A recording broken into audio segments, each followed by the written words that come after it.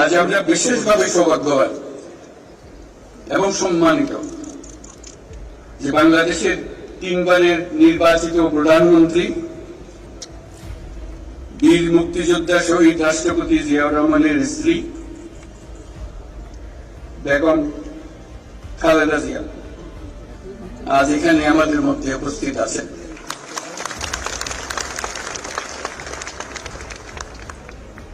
এক যুগ ধরে তিনি এই মহাসম্মেলনে অংশগ্রহণ করার সুযোগ পান নাই, আজকে সুযোগ পেয়েছেন। আমরা সবাই আনন্দিত এবং গর্বিত যে আমরা এই সুযোগ দিতে পেরেছি আপনাকে।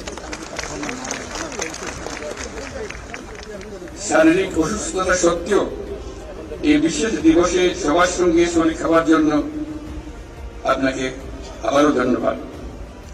আমরা তার আশু রোগমুক্তি কামনা করছি এবং এই অনুষ্ঠান